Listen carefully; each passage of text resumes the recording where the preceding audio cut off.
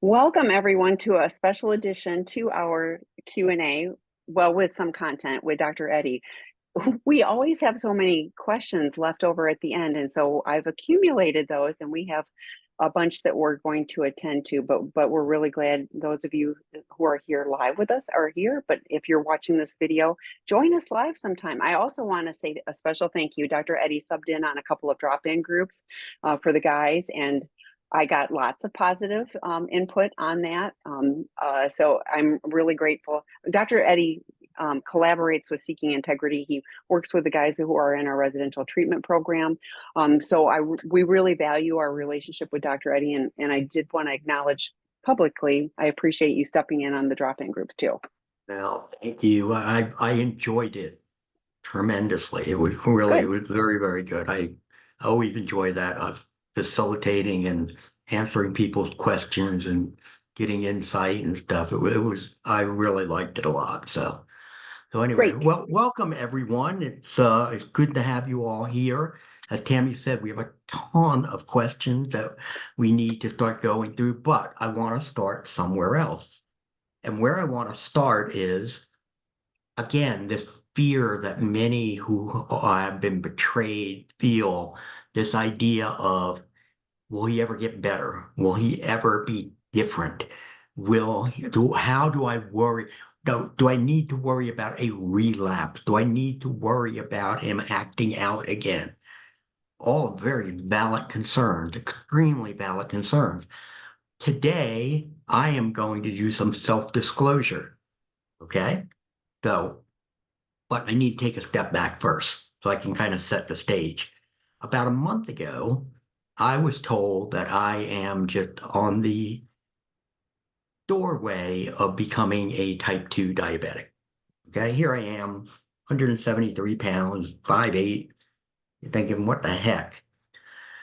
But out of, on the scale there, I was 6.4, 6.5, you're diabetic.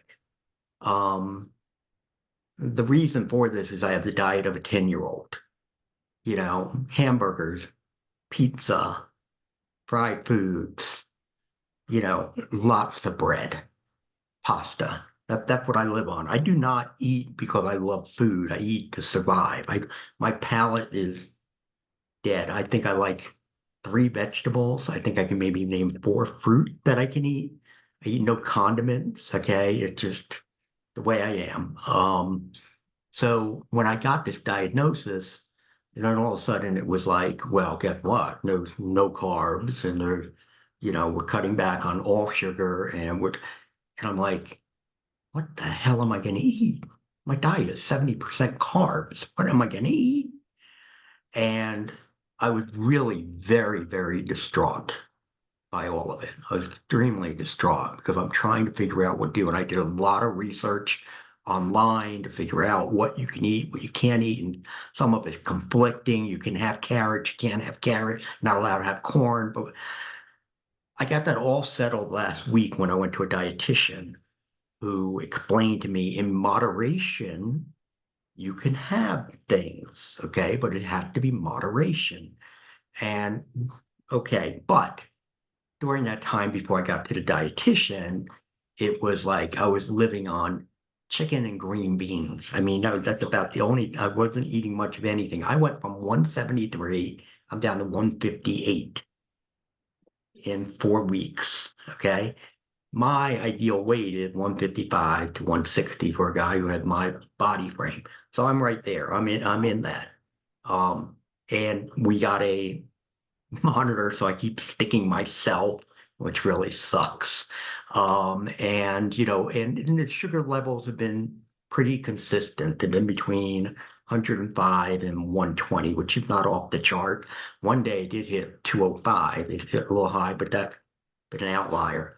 So anyway, I'm really just so frustrated. My life is changing dramatically.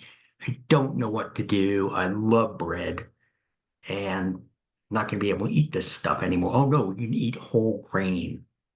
Yeah, give me cardboard, all right? So one day I go to the grocery store and I'm park my car, and as I'm walking in, here comes a woman who's coming out, and I can only see the top of her because the cars are blocking it. And I can see she had this, I was like, oh, she had a dress on. And all of a sudden I just stopped. I stopped because over here, there were no cars. And I stopped so that I could watch her walk by. And she walked by. I'm like, wow, this is a beautiful dress. Oh, she has nice legs. She's really pretty. Oh, I like that. What the hell are you doing? What the hell are you doing? Okay? This is when the last, I can't tell you the last time I've done that. What the hell are you doing? I walk into the store and I'm like, trying, okay, what is it? Got to figure this out, blah, blah, blah. I know I got to go to the left because I go to the left. That's where, what I need to get and blah, blah, blah. I go to the right. I'm walking and I go, why am I in the right? What am I doing here? Oh, guess what's at the right? Bread. The bakery. The bakery. I wanted a donut. I can't have a donut. I got eye candy. Ridiculous. This is ridiculous. Stupid. Stupid. Stupid. I go home. I tell my wife, I go, hey, got to tell you something. Something happened today. She's like, what is it? I go and I explain the story. And after I tell her what happened, she starts laughing, because she doesn't get this from me. She's laughing, right? And I'm like, and then she said she could only have one question. And I knew what the question was. I knew what her question could be. Why? I got an answer for you. I love the woman. She knows her inner child. She knows it. She goes, it's about the why, what happened, what. And I was drained. I was very drained mentally and emotionally by all of it. And I just got caught off guard, got caught off guard. And so I bring this up to you to let you know that I am not perfect because I feel like too many people think I am, and I'm not at all.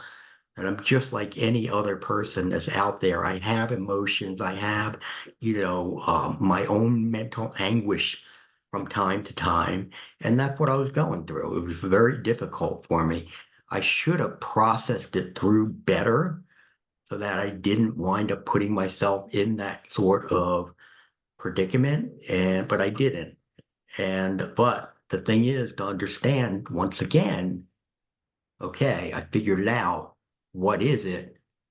Prior to going to the dietitian, where everything then calmed down, I was able to, whenever I needed to be out and about, to prepare myself. Say, okay, you know what? You're not in a good state of mind. You're not doing really well. Be alert. And there were no more instances because of that. This goes back again to the point that I keep bringing up constantly to those who have struggled. There is that need to understand what is your soul, your body, and your mind telling you. I didn't, yield to that. Okay. I got too caught up in what I was thinking. And so therefore that's what could happen. And I think that's what happens in many cases, especially if a man's eyes start to wander. I think it's more because they're drained mentally, emotionally, physically, spiritually. So, just that my wife gave me complete grace for it. I would hope that, you may give grace also for those times when things like that would happen.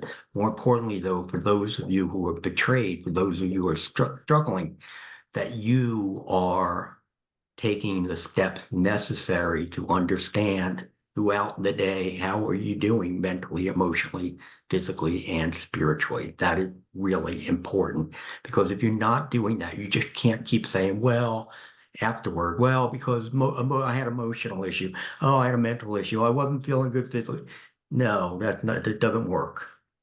Okay, it doesn't work. I couldn't after that happened. Well, first and foremost, I became so convicted by it. I mean, I felt so awful for that woman, and I felt so awful for my wife about it. And therefore it's like, you can't, no, this is not going to continue. We're gonna stop this. And once I figured out what was it, it was like, oh, I'm depriving myself.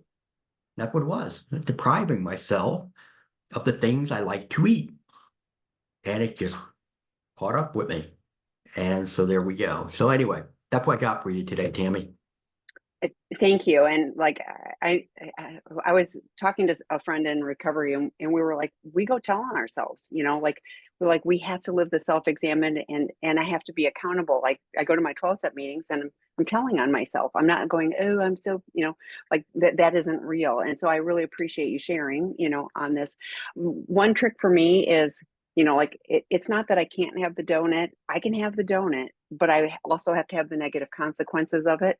So then it's my choice, and just like, in today, I choose not to do those things that are, but if somebody tells me you can't have, like, what do I? It's like don't think of an elephant. Like, well, all I think about is the whatever, and so it takes the power away from me if I just go, yeah, like I want my blood sugars to be good. I want to be healthy. I want to feel good. I struggle with some hypoglycemia. I learned a long time ago that if I eat anything sugary in the morning, I'm out of whack the entire day. So like, it just doesn't work for me. So I could choose to do that, or I can choose to feel better. So Yeah, that's part of what the dietitian said to me. She said, okay, here's your book. This is what it is. These are the guidelines for you. Choice is yours. yes. You And know, that's true of all things in recovery. It's everything. always a choice.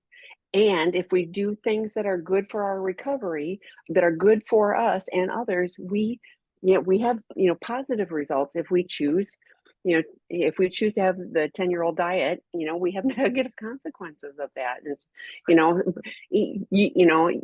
this, you've worked too hard on recovery and on having a life to let, something like, I want to eat, regular white bread, just, shoot you in the foot, so.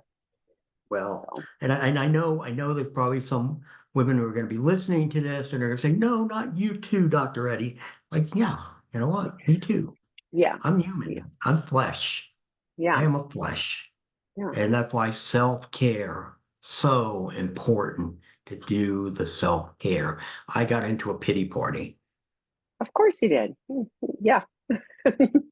And this is a big life change, I mean, this is not one of those, but that's what recovery is. We're asking ourselves to make a big life change. And yes, there are some things that we are going to choose to give up, but ultimately what we get, and if you explore more food groups, you will actually find that some of them are I'll actually tell you pretty one darn thing, good. I'm liking the flat stomach that's coming back in There the you go.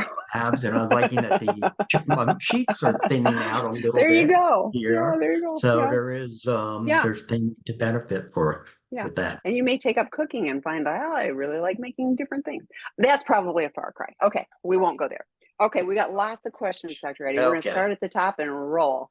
Okay, so the first one, recovery seems overwhelming. How do you not get overwhelmed?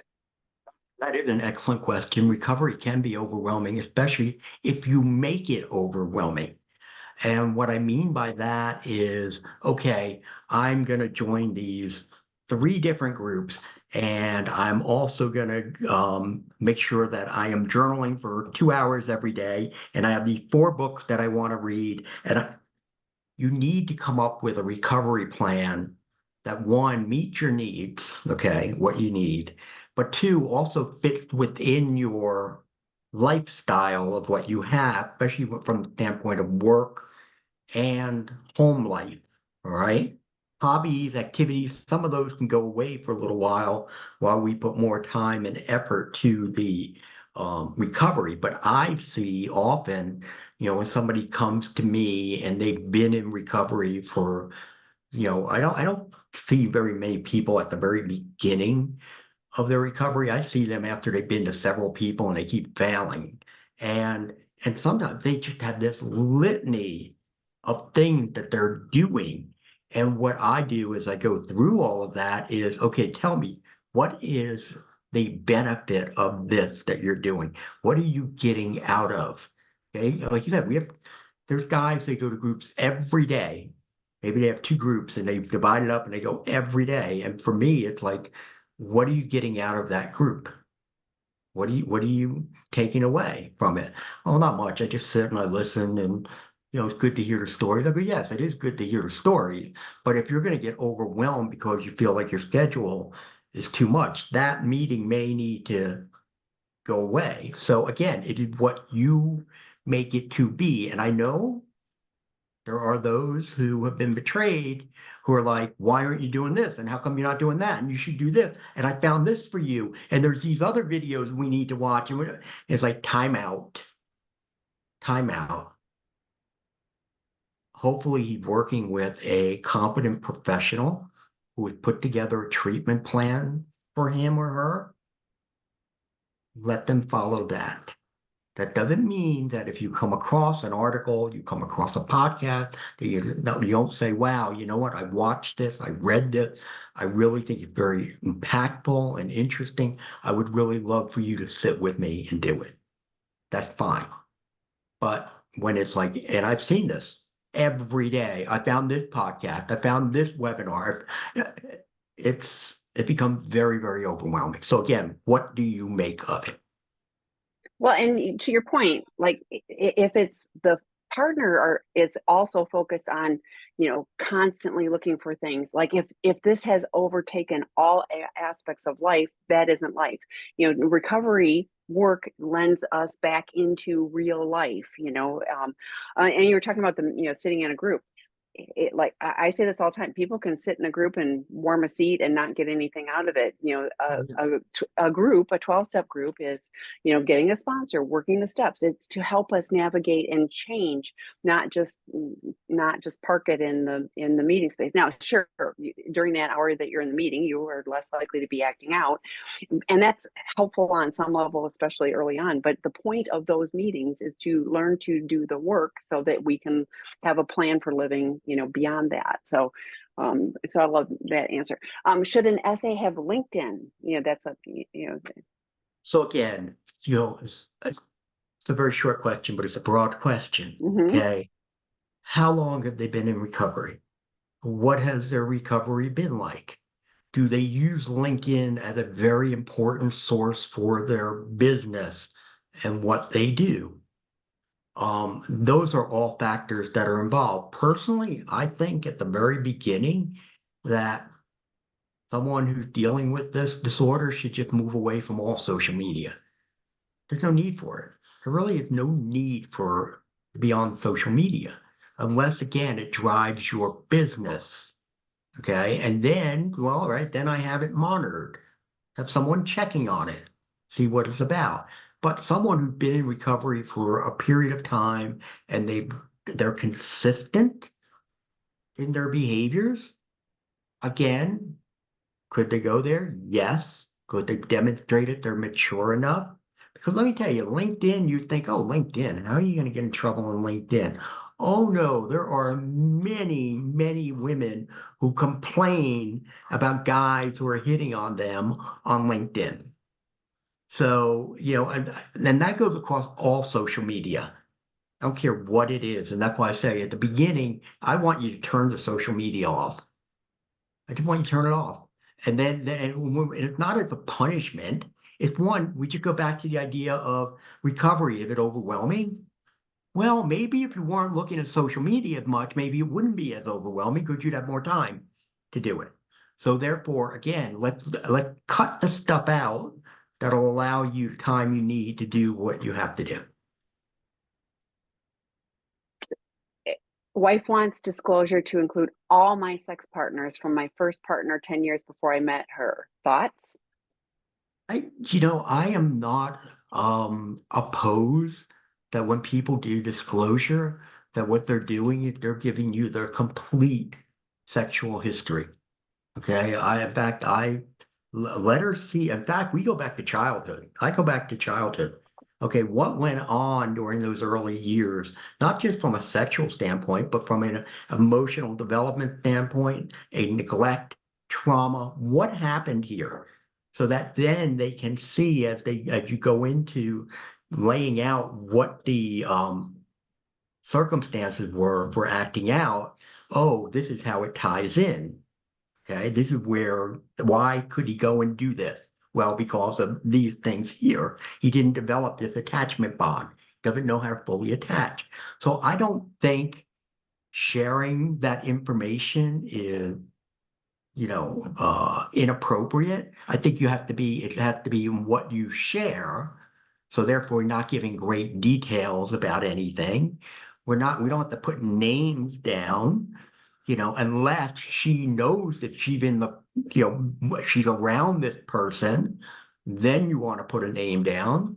But other than that, I'm fine with it. I don't know, Tammy, what do you think?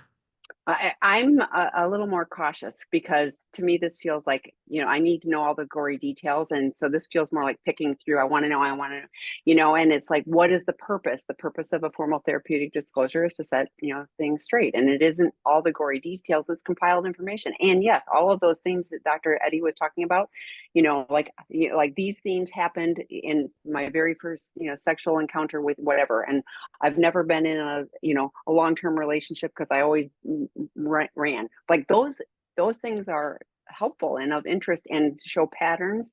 But if she wants, like, I want to know everybody and, like all of this stuff so she can go look them up on Facebook. Like this happens, like We're not that's the challenge. Yeah. We're not giving that information. That is Right. not what this is about. And I hope that you're doing this with, qualified therapists who Yes. understand disclosure and what's involved Yes. in it. Because to Tammy's point, if you don't, this could turn into a nightmare, an Yes. absolute nightmare. But again, I am not opposed to that. But I would be, again, what is your therapist telling you? Yes. What is her therapist telling her? I hope her therapist is telling her, hey, you don't want all these details. Yeah, yeah, Don't because it's want dysregulating. And I hear I just had another email I answered this morning and it was like we did the disclosure ourselves and they've had no, professional help. And it's just like I get so sad because, like this is the most talked about topic on Dr. Rob's peer case consultation group is formal therapeutic disclosure. So doing it yourself, like there's no protection for partners, there's no safety, there's no filtering, there's no assurance that it's as complete as possible or planned for afterwards.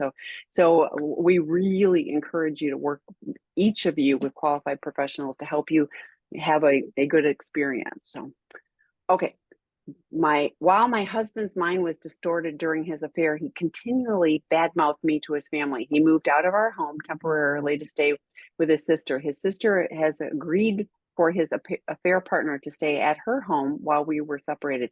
She believes his distorted view of me and wishes he was with the affair partner instead of me. He doesn't want to admit his lies, distortions of me to his sister until the time is right. Please advise. This is so hurtful. this is wow, what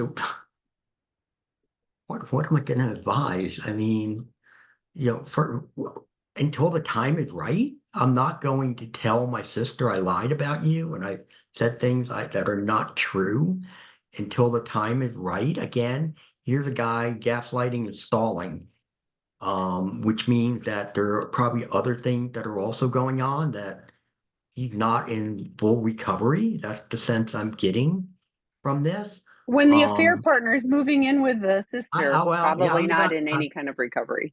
yeah, and I'm just about to go there too. Also, his sister, I assume you had some sort of relationship. Why wouldn't she have picked up the phone and called you to say, hey, what is going on here, this and that, for her to agree to allow this, woman to come into her house and stay there? I mean, that's another betrayal to you. Personally, I'm looking at this. If this is me, I'm wiping my hands of the whole mess. I'm wiping my hands of the whole family. Okay, I because there's was a thinking the lot of same thing. dysfunction going there. So anyway, that's Well, about the I was only thinking the insight same I can thing. give. Yeah, like they're colluding and there's no recovery. Like, like you. So let's do a gracious assumption that he will, tell his sister that he has been lying about you. So what? Like she still allowed the affair partner to I, come in. you still allow that to happen. Yeah, Exactly. So I mean, yeah, if I'm saying that you can't trust her again either. right. So I think for me, her I'm like, her Yeah. I don't need any of this drama. I'm with you. Okay. So my SA has a CSAT and I have a trauma therapist who has no background in SA betrayal trauma. How can we do a disclosure Stop, with the four of stop, us? stop, Okay. stop. I have a trauma specialist who has no background in SA, betrayal, trauma. Okay, so it's just general trauma. Got it. Okay. Okay.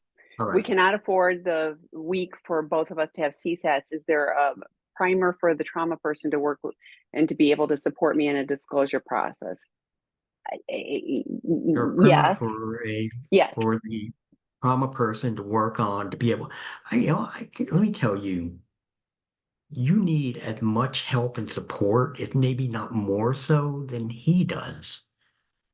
All right, to give you the primer, which again, there are the books that are out there. I mean, Dan Drake and Janice Cottle. Janet Cottle came up with a wonderful book that's out there about that, but that's not what you really need. You need somebody who, as you're going through this disclosure process, and more importantly, after it, to be there to support you. And I understand that's a lot of money per week. I get it. But you have to look at this as you are trying to make an investment in your relationship. And it is a hell of a lot cheaper than divorce. Because if you do not get the work you need to do, you are not going to heal. And if you do not heal, either one thing going to happen, one or two things. One, you're going to just say, I'm done and go, or you're going to say, I can't deal with this anymore. So I understand maybe what you can do is talk to the therapist and say to them, hey, financially, this is really rough for us. Can you give us some sort of a discount? Most therapists will do something like that. And that's where I would start, but I would not stop your work. Okay. Is it proper to ask the addict what they think started the addiction? Oh yeah, if we want to know. We want to know we not what started the addiction. Where did the where did the unresolved pain begin? First of all, what is the unresolved pain? Where did that start? Because see, what happened is because of that pain, and again, as a young person, no one there to help them sort through this. They have to come up with distractions so they don't think about it. So again, they start those distractions, too much TV, too much food, too much sugar, go on and on and on. And then they change that out as they get older, and now turns into pornography, turns into something else. And the more you do that activity, that is where you're changing the neurochemistry of the brain, and that's why it becomes an addiction. Okay. So, but the real key isn't how did the addiction start? Okay. It is what is the emotional distress that you have been running away from for so many years? And that's what we do with the inner child model.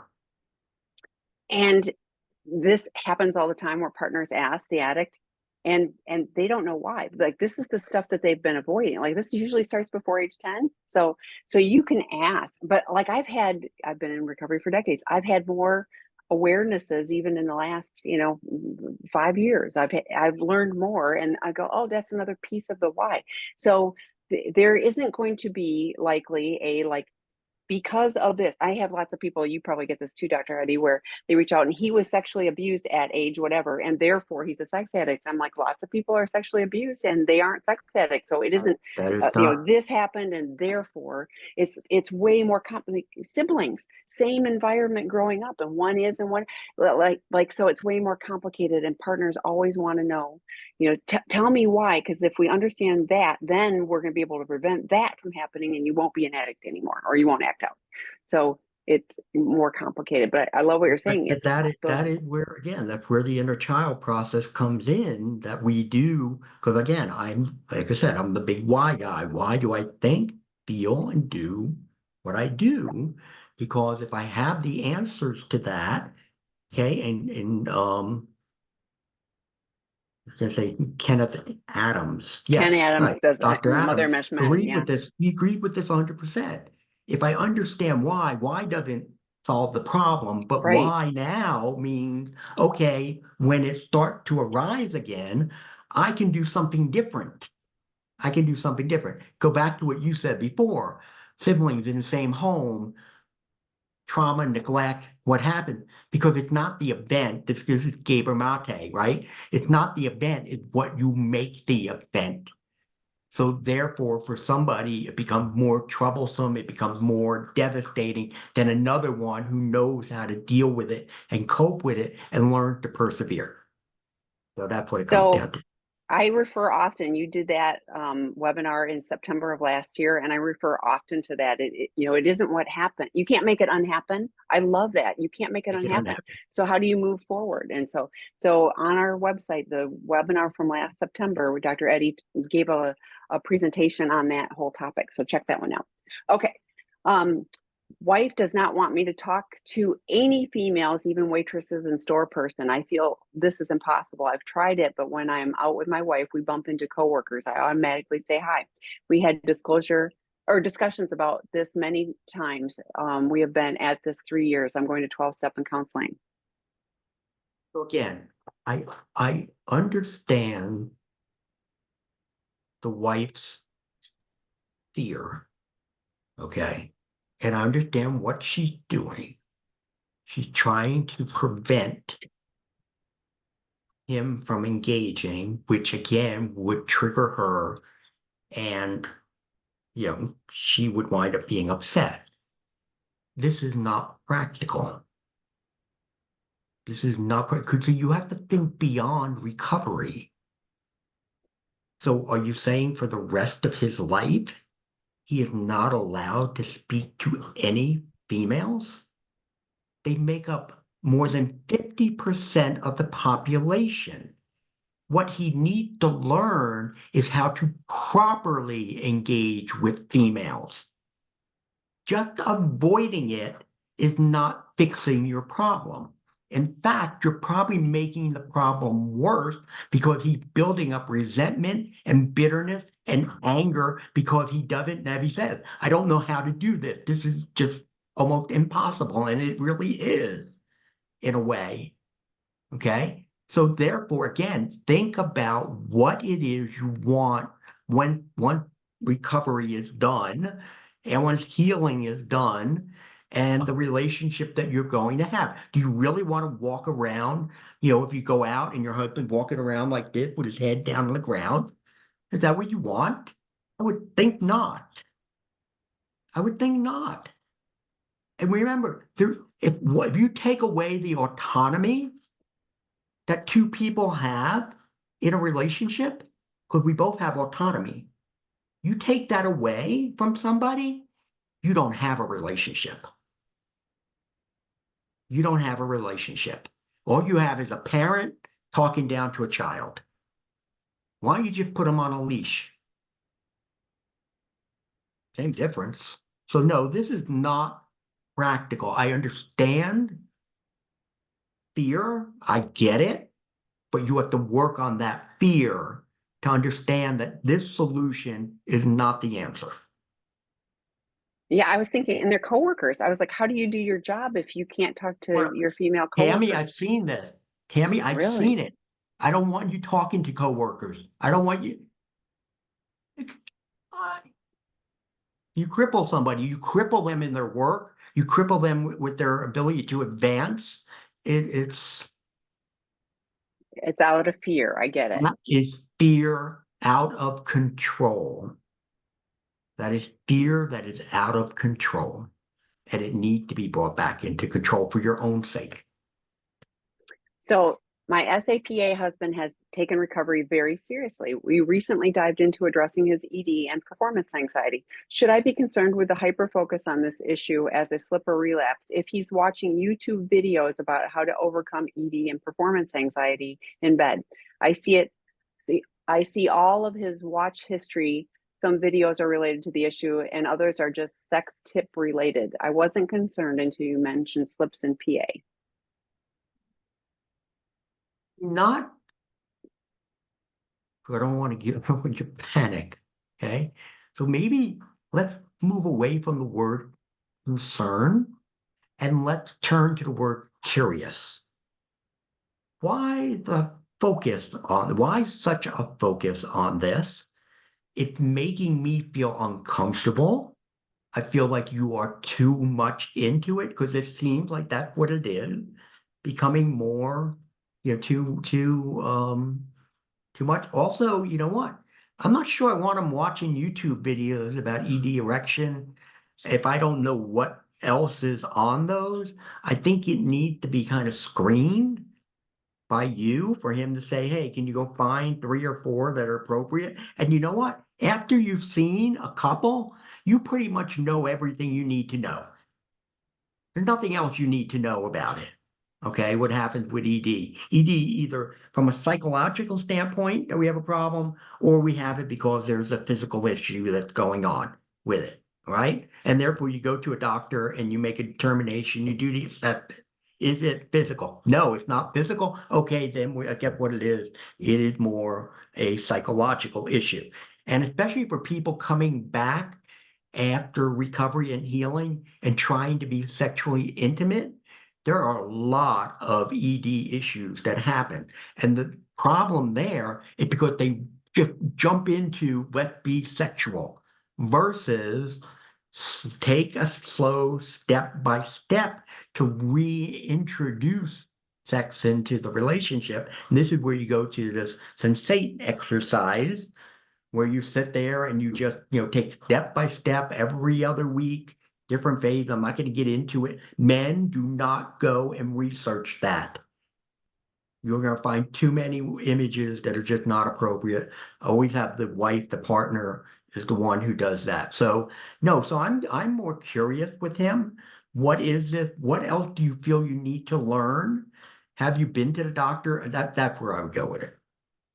So on our website, Doctors Jill and Bill Burkaw did a podcast with Dr. Rob on sexual reintegration. They have a workbook that's on our website too. And Sensate Focused is really helpful. I had the thought, Dr. Eddie, of this is like non-porn porn. I'm watching a YouTube video about erectile dysfunction instead of and sex tips rather than There are videos out there, Tammy, that are about ED and they're very clinical in nature and they okay. don't have any of those other images, but there probably are more. I mean, I haven't watched that many. I've seen a few, but I'm sure there are some that are a little risque also in trying to bring humor to it. Yeah, when it was sex tips was my anyway. Okay. All right. So my PA who had trouble with sex with me, porn-induced erectile dysfunction, has been taking testosterone, and I feel it isn't a good idea. It makes it harder for him to be abstinent to have the supplements when he has no trouble with masturbation and porn. It's harder for him to be abstinent to have the supplement when he has no trouble with masturbation and porn. Tammy, you're going to have to Well, so he's taking explain. Taken, testosterone. right, right. Yeah, but he had no trouble when he was Oh, masturbation he and had no porn, trouble with but masturbation. now he's Got it. taking This, this testosterone is so this he is can have what I was sex with just her. mentioning before, right? It is. He can watch porn, he can masturbate, and he have an erection. When he's now trying to engage with you sexually, he doesn't. We have a psychological issue that is going on here. And again, this is where Senate comes into place, SENSATE come into place. Go do research on it and take a step. Because what it is, he has performance anxiety right now. He feels like, am I going to be able to, satisfy her? There's also this idea that maybe if he's been away from sex with a person, this fear of I'm just not going to be good enough with this. So again, go look that up, see what that's about, and see if you gradually introduce it back in to your lives. And we Let's talk go, often. yeah, let's go jump to some of the questions we have this week. Okay, so let Okay? me pay attention to where I am so I don't forget. Okay. Um, Yes. so I'm in SA and working the steps with the sponsor, I'm an atheist and I believe that the steps are compatible with this viewpoint, but I'm still struggling through the topic of higher power and how it is necessary part of recovery. Should I find a more secular program that has less reliance on a higher power? So 12 step is secular, like it is not religious. So, and it's a God as I understand. It's in italic. I have often shared with people use good orderly direction. I have lots of people. I've been to two 12-step meetings recently where we were talking about, about this particular topic, and people struggle with that. There is no more, I mean, like, it's free, it's easy. Like, there's a chapter to the agnostic. So yeah, like, this is one of those, could you use good orderly direction? Could the group be your higher power? Could you look at some of those things? Getting caught up on that, you're like, you will do your, like, you get to choose, but it's a disservice to you if you go, oh, this group isn't for me because they're saying some words I don't like. Take what you need, leave the rest. But I'll tell you what, I often say my addiction was my higher power. I know for sure, I was completely controlled by that. And to have good or orderly direction, understand that the group can do something that I sure couldn't do. I am not in control was a gift. So, thoughts, Dr. Eddie? No. I mean, you nailed it. I've had a client who I remember once saying that to me too. I look at my addiction as more of the higher power because I had no control. I had to turn it over there. I don't think you're going to find a 12-step program that's not going to bring in the idea of higher power anywhere. So Tammy's right. It becomes, what do you make it to be? So. Yeah, Scott Don't and I get did so caught up. what, Don't get so caught up in the religious aspect of it. and 12 step is intentionally not religious unless you go to, like, Celebrate Recovery is, but there are certain Right. ones, but the a general 12 step is absolutely not religious, but having had a spiritual awakening as the result of these steps. But that doesn't mean, yeah, I mean, I go to meetings and lots of people have been sober for a long time and don't have a religious belief, but have recovery and understand that even the group is a greater than them. So that would be, so Scott and I did a webinar on the 12 steps and answering some myths about that. That was on February 7th of this year. So check that one out. Okay. Married over 30 years. Next week will be 3 years of no porn. I am 2.5 years into recovery. My biggest struggle is helping my wife heal and acting in, like lying by omission. I am now looking for intimacy, or looking into intimacy anorexia. And I think that may be a helpful next step. What are your thoughts on intimacy anorexia? First, I did not plant this question here that I could talk about my book, Why Men Struggle to Love. But that's exactly what you're referring here. I refer to it as being emotionally underdeveloped, which 9 out of 10 men that I worked with, that's what they are. What you're alluding to here is probably the biggest issue that men in recovery have. I find it so much easier to help them to learn to be sober and how to manage the disorder than to do this. And the reason is because this isn't natural. You don't have the skill set, you don't have the knowledge, and therefore I can't do what I don't know. We offer a course through Seeking Integrity, Why Men Struggle to Love. There's one that's going on now. There'll be another one that'll be probably starting January of this year. In the meantime, I'd go pick up the book, Why Men Struggle to Love, overcoming, I forgot the name of it, it doesn't matter. I can't remember the name of my own book. That's kind of a problem, but I get it. So But why men struggle to love? You go there and you find that, and you should be okay. I do that. This is a big problem. relational blind spots, Yes, it's reparenting about the the inner child. relational blind spot. There are 14 of them that I identified. And there are, just to let you know, in that book, there are solutions. Okay. I put in the antidotes, not one of these books that just say, you got a problem and here's your problem. Boom, boom, boom. I hope now you understand your problem. Good luck. No, we put some answers in there too. Troy Love also has what an attachment Attachment wounds. course, right? I love your work compared together. Yeah, they Like it's go together. so, yes, they do. They go Attachment together. wounds and inner child, they're fantastic. The reason the men struggle to love first and foremost is they can't form healthy attachment. So therefore, you want to check out Troy Love's course on seeking integrity. I don't know when his next one will be, when I that's going put to the be, link but on the chat. So yeah. okay. But between the two of them, that should give you a really good understanding of how you can approach this. I also have, it's on YouTube. There's a video that, oh, it's not on YouTube. We have it on Seeking Integrity. The 10 reasons why, the 10 rules for engaging your betrayed spouse. Remember, we did that with Drew Boa, Yes. right? That's Yes. there. That was really helpful. I think that would be very good for you too. So the next one is for an SA who would love to have you as their counselor. Can you recommend who would be similar to your approach? And that's challenging because they need to be licensed in your state. So perhaps reach out directly and share where you are. Yes. Yeah, So reach out to me at edcappa, @gmail.com, and I'll see if I have anybody who's been trained who's in your state. okay, how do I attend? Can't Oh, wait for this compact to pass or be enacted. It was supposed to be yes, enacted already but this year. yes. Well, I know, but so there's a situation where people will have the ability to practice in other states, but then I also need to know, how am I going to find that directory, because you have to be part of, like, it's not just going to be, oh, it passed and now it's all good. It's like they still have to be You got to part find of the it, and then I directory have so to you can know, find. yes, exactly. There are lots of moving parts, but again, they're 6 months behind when they're supposed to introduce that. So anyway, Next question. This is a complicated one.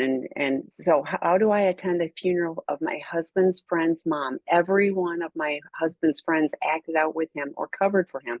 If I don't go, I'm afraid of punishment. Why would he expect me to go? It's a week away and I'm already freaking out day till night. We tried to pre-game too many variables. Help me. rate of punishment. Punishment from who? Her I don't husband. understand. Why would Huh? he expect me to go? So like that so yeah. I think it's this. I think one, do you know the woman? Did you have a relationship with the woman? I assume you probably don't have a relationship with many of his friends any longer. But if They you would want not to be go safe. out of, yeah, if you want to go out of respect for her, that's the way I'm approaching it, out of respect for her. However, if you feel being around your husband's hopefully former friends, I assume they're former friends, um, Mm, that if you feel like you're gonna be triggered, then I'm not going. I'm not going. Um, because again, you have to protect yourself with that.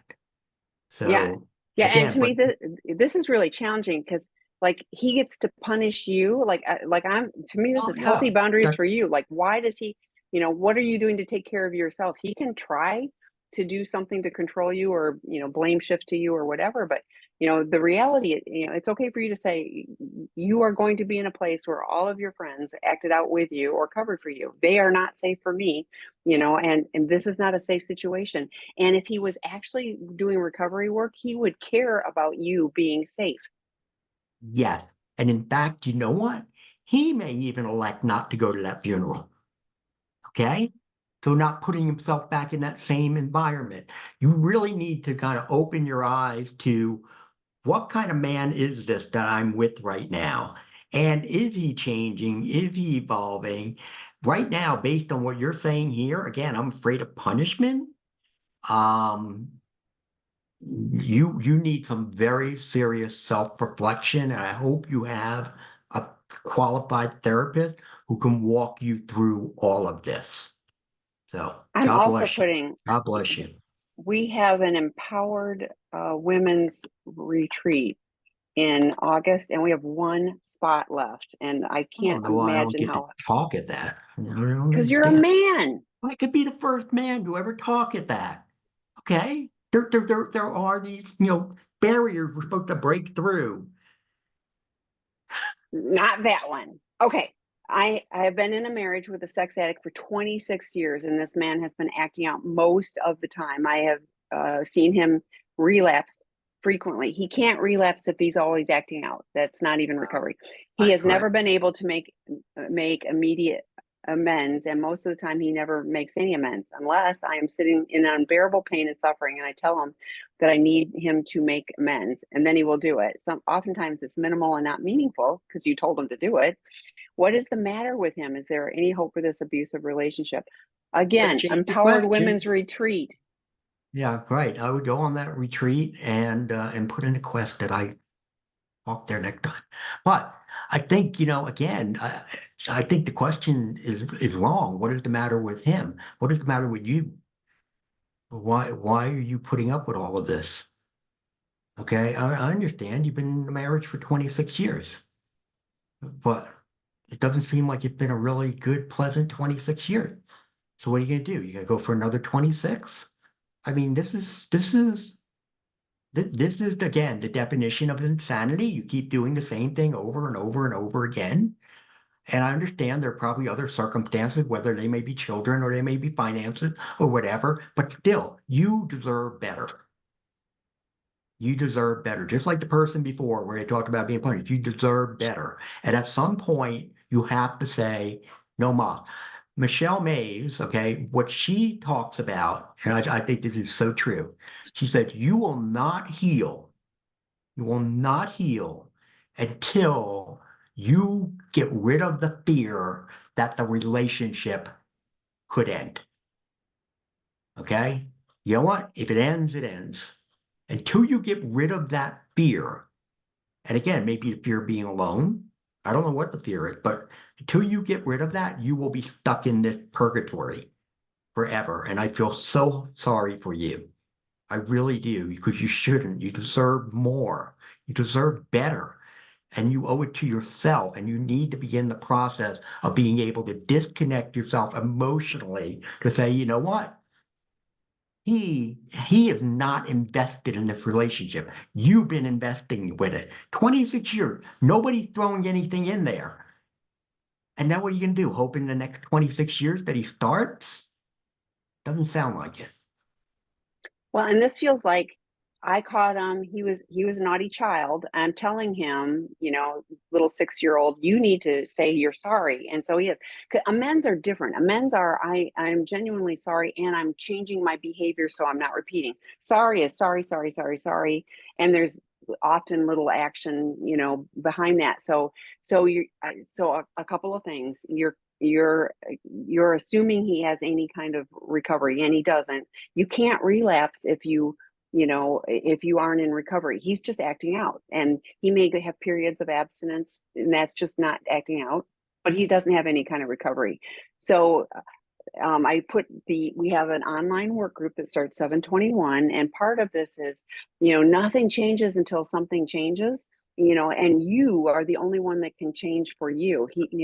And if all the focus is on waiting for him to, I mean, you're in pain. You're saying, unbearable pain and suffering, and I tell him, and then he goes, okay, sorry, and it's To meaningless. your point, that's not an amends.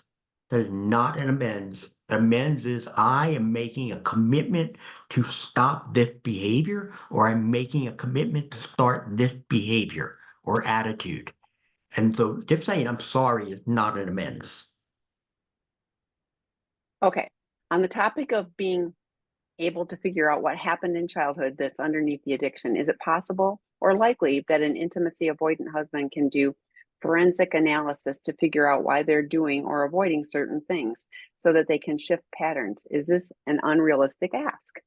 No, it's not unrealistic. And actually, that's what we try to get them to do. We're doing this analysis to figure out, again, how did they get there? We go back to the idea, okay, what is it that needs to be done in the early stages of childhood development that will create an individual who now has a foundation where they can be emotionally engaged, right? When that foundation is not created, or at some point it breaks, then we have a problem.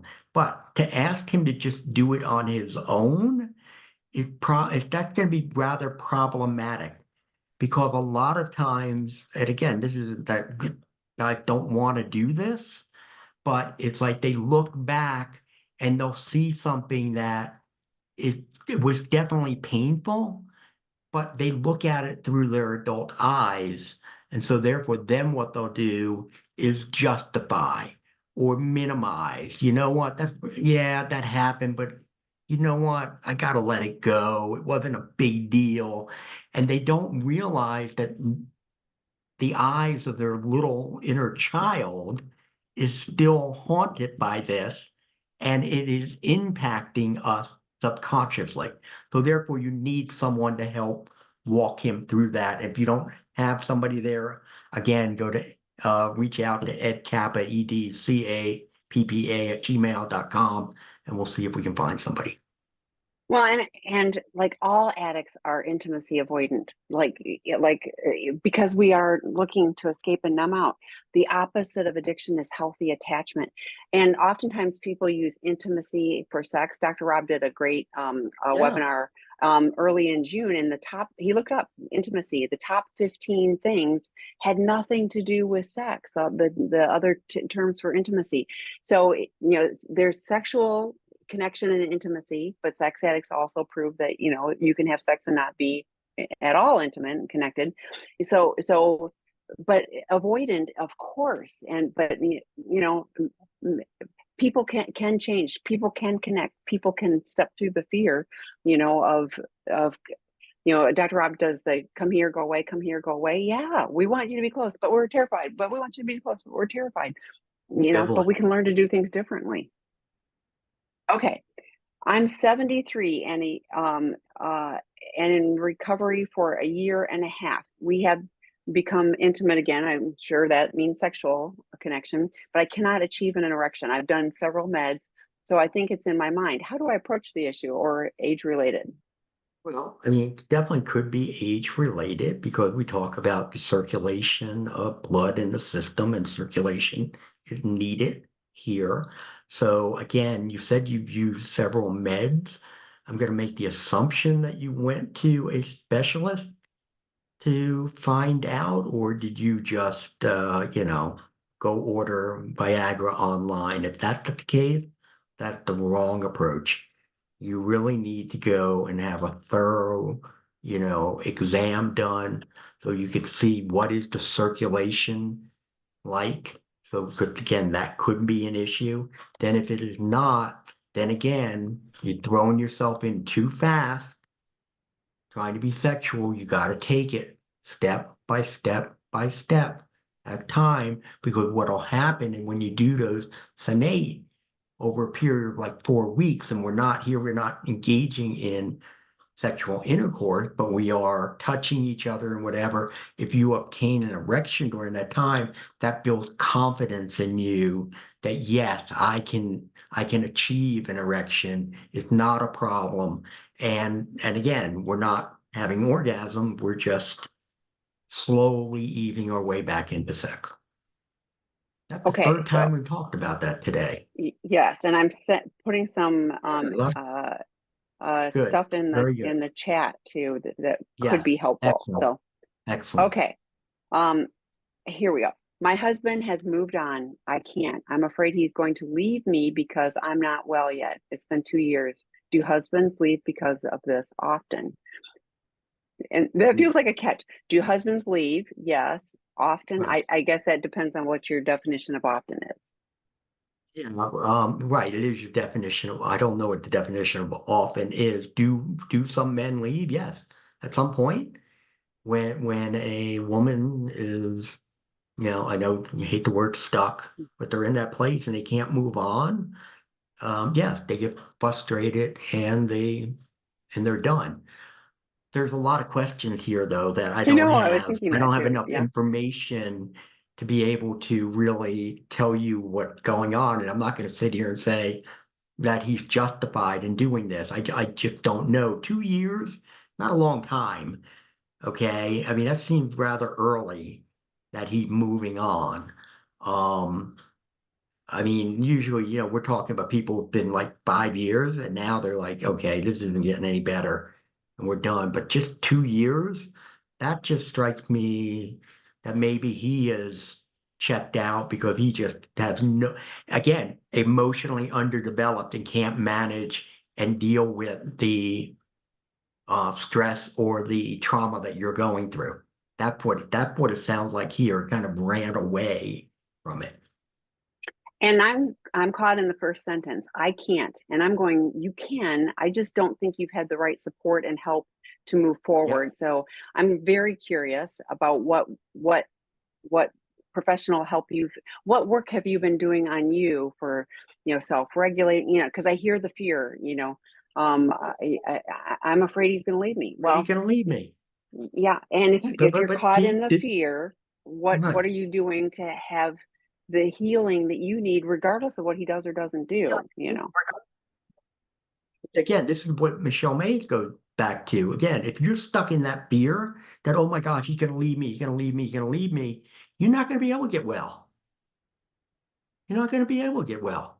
Okay, look at it this way. He's moved on, you're saying, but you're going to stay here because again, the fear, you need to work with someone to help you work through that fear, and that gets you to the other side, where again, you are not fearful of it. And then you're going to see how much you thrive, and it'll be incredible.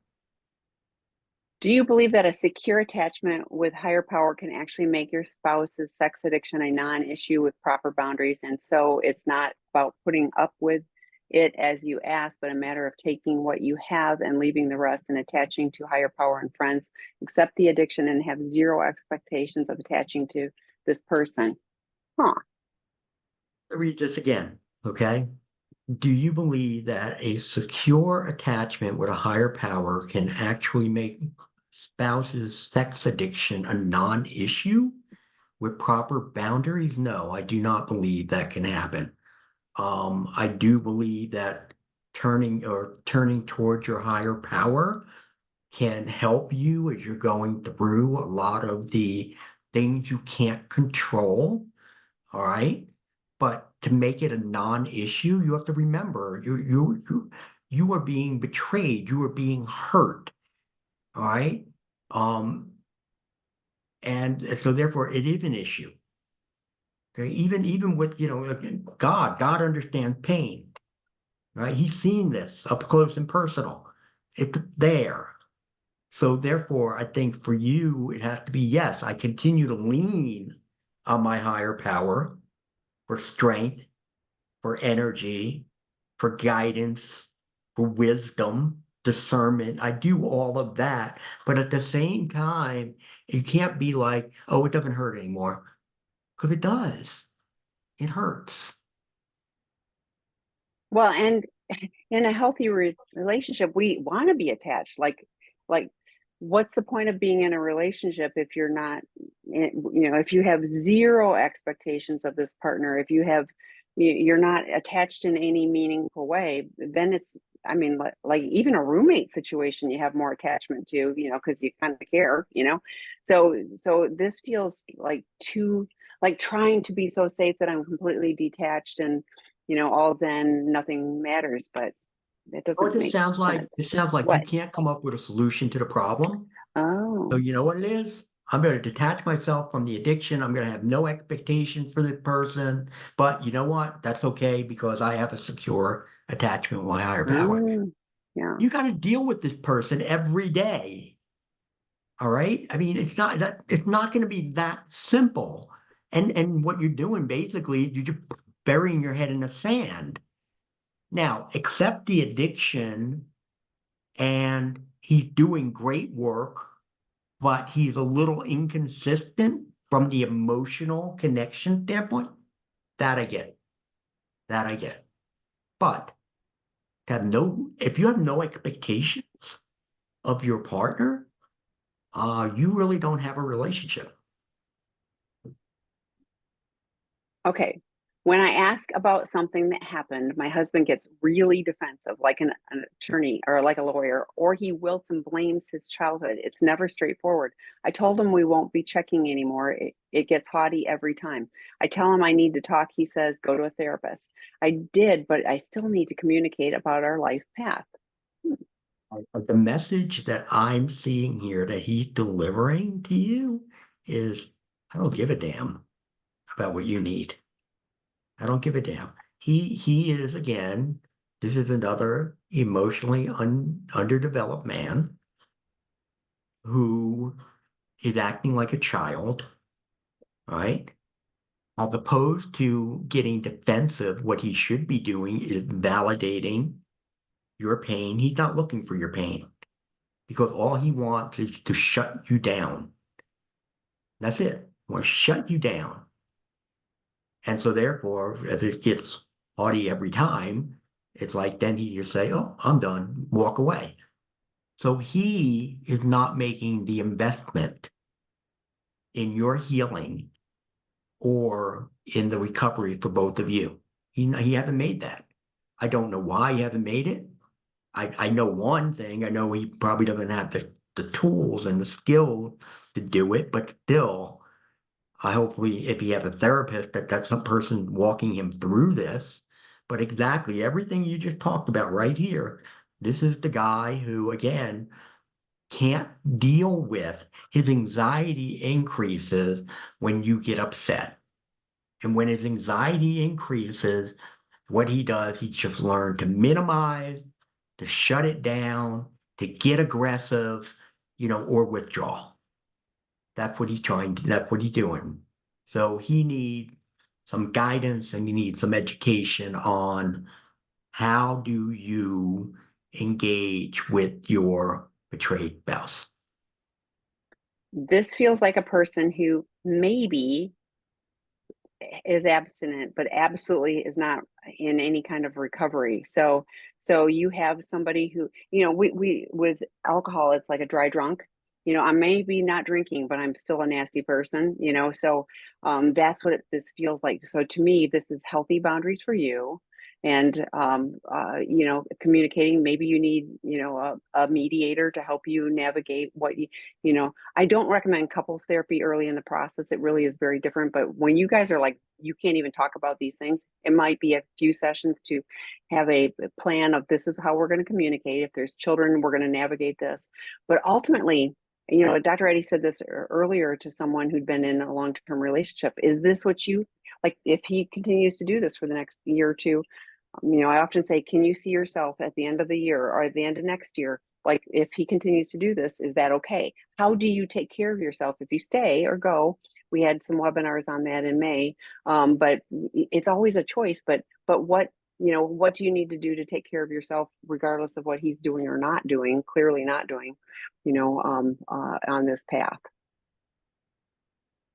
Okay. Can you please give support to people who stay together for finances? Yes, we already, we know lots of people but it doesn't change the situation that you still need to take care of yourself. Healthy boundaries. It can be absolutely, I'm going to continue.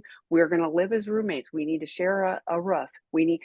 But we're going to have a plan. But the betrayed partner doesn't stay at the cost of her soul, and suffer punishment and brutality just to have financial security. So how do you, within a context of that relationship as defined as under one roof and for financial reasons, I'm absolutely saying, we are never judging, if somebody should stay or go. Lots of people stay for lots of reasons. Finances is one of them, but lots of reasons. Health, I've had so many people that are like, one of them is has a medical condition and they really need each other from that standpoint, but there's a lot of toxicity. So how do you navigate and have healthy boundaries regardless of how how you continue on? But having like the person that shared, like, there's just in so much pain, that isn't okay, to stay for financial reasons, but to be in that kind of pain? How do you carve out, these are how I take care of myself in this situation? And I think first and foremost, what you need to be doing is establish the tonality of the home. How are we going to treat each other? All right. What is that tonality going to be? What is our attitude toward one another going to be? I mean, again, just to make peace there. That's all. I mean, it doesn't mean you have to, engage constantly with one another. Doesn't mean you have to, sit and play board games or whatever. No, no, you don't do any of that. But just let us be decent and civilized with one another. That's the first thing. So again, you also need rules of engagement. How do we engage with each other? When do we engage with each other? Maybe it's just a must have conversation, and that's the only thing we're going to be doing in that. Are there other rules that happen? Like, okay, fine, you know what? We're still married, we're together for financial reasons. That doesn't give you the opportunity. You can't go out and have a relationship with someone. Okay, what are the rules that you're going to be putting in place? But I think the tonality is the most important aspect that you have to really look at. And I put, there's previously recorded webinars, and like I said, there were 2 in May, should I stay or should I go? But it was also, like on May 29th, there was one, a partner chose to stay, a partner chose to go. And, there's all kinds of resources. We just want to support your healing and taking care of yourself, whatever your choice is from that standpoint. Is it Right. possible to change arousal template that predated my marriage? How? What factors formed the original arousal template? Factors that form the original arousal template can be vary and could be many. Somewhere along the line, we get our wires crossed where there's someone, there's an object or whatever, and we sexualize it. Basically, and we're not thinking of it from a sexual standpoint, it's more of a comforting, it's more of a nurturing sort of relationship, which then later can turn to become more sexual with that. Can you change it? I don't think, and again, this is just my opinion, I don't think you can eradicate it. However, I know for a fact you can definitely desensitize it greatly so that it doesn't really have an impact on you any longer. I think there are different, ways that people go about this. Some is that idea of conditioning therapy, where you're going to be exposed to different things, but then, understand, okay, this is nothing more than an object. This is nothing more. It doesn't have anything to do with sexuality. Going back and understanding how did the wires get crossed. Those are, I think, are all very valuable things. So again, I don't think it's gone, but I do think it could be very dormant.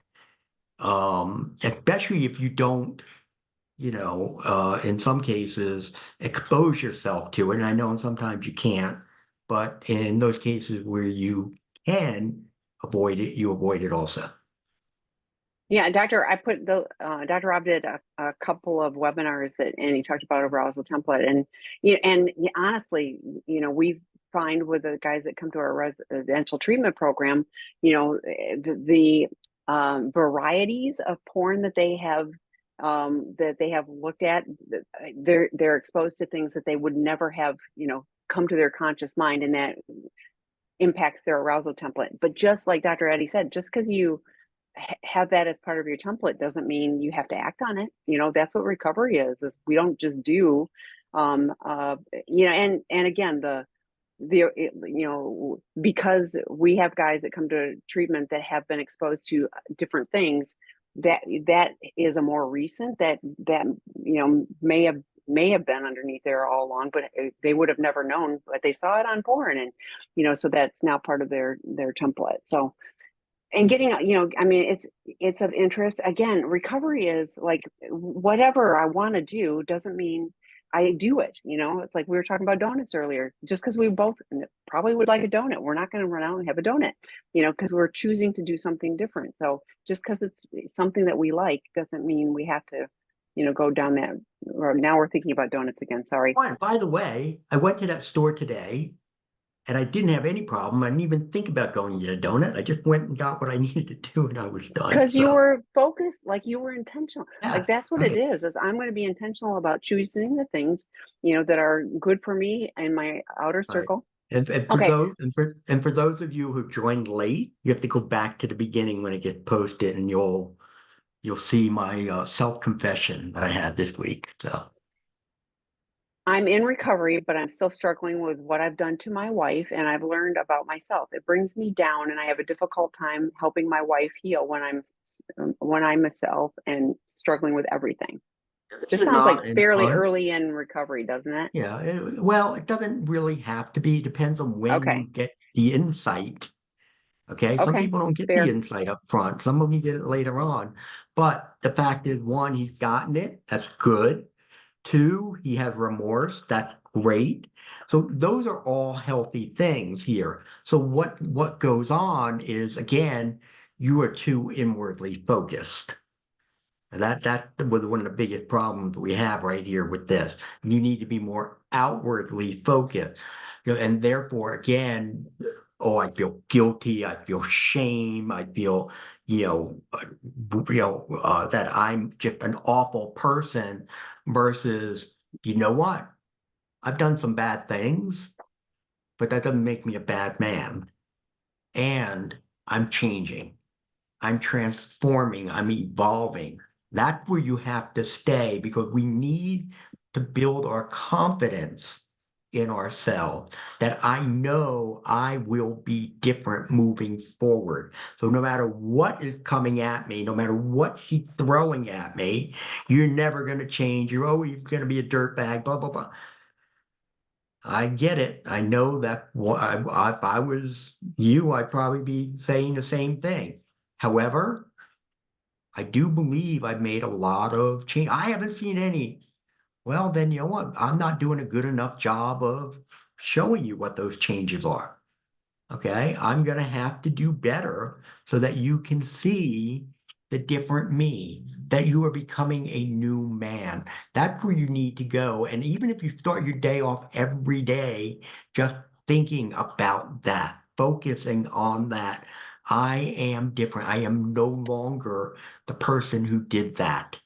I will tell you what you go through. That happens to me occasionally.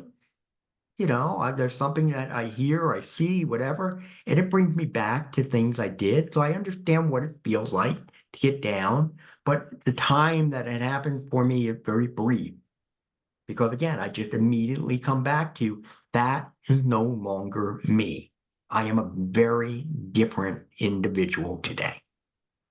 So work on your I, self-confidence I and have the previous. focus on what you're doing as far as to win the battle. Okay, so I put the previously recorded webinars, and this one will be posted later today. But Dr. Eddie, we mentioned earlier, he quoted Dr. Gabor Mate that you can't make it unhappen.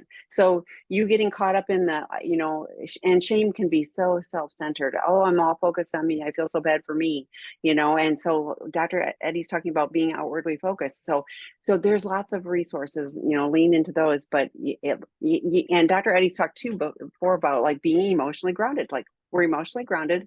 We're going like, I can do this. Like, even if you have to give yourself a little pep talk, I can do this. I can listen to her pain. Erin Snow has talked on webinars too about like, it's not being a sponge, it's holding, you're a vessel for her pain, but you're not a sponge. So that means I'm holding it here, I'm holding the safe space, but I'm not taking it in because then I'm going to, wilt. So there's all kinds of tools. And this is, if you're incrementally better this week than you were last week, great. And you keep making progress. Focus on how can I do this better and different, rather than going, oh, I feel so, and no, I shouldn't sound like that. It's not all about I'm feeling bad for myself. It's like, gosh, yeah, my behaviors really sucked. And in my brokenness, I did lots of things. I can't make those go away. That's what, steps 4 through 9 are, and the 12th step is we clean up the wreckage of our past, and then we are able to, do our dailies, and we take care of ourselves so that we're not, continuing to build up the grime in the house. So, okay, next question. My essay husband has a great attorney for business. I asked to be his client officially so my husband can't use him to divorce me. Husband says that that will take much effort to do. I feel like he's waiting for me to drop it. He offered a year ago to put my name on the business. He changed his mind, said I have a childlike brain and would put his employees in danger. Am I being gaslit? Well, this is you're talking legal issues here, okay? And I'm not an attorney. I would say this, what if I'm you, the fact that he doesn't have your name on the business, I'm going to an attorney, not to his business attorney. I'm going to go to an attorney, a divorce attorney, and find out what are your rights, okay? Should your name be on that business? Does it have to be on the business? May not have to be on the business. Could be half yours already, okay? So, but you need more information. You need more insight, all right, from that.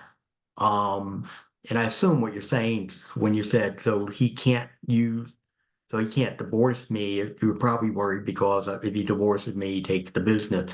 Again, I'm not sure that's exactly what it is, but still, yeah. And the idea that you won't put your name on the business, who said you had to be active in the business? That you worried about, oh, what your employees are going to think. So if I'm you, I'm picking up the phone as soon as you're done with this webinar, and I'm going to ask, a friend or whoever, you have a good name of a good divorce attorney, and I'm scheduling an appointment to find out what are your rights.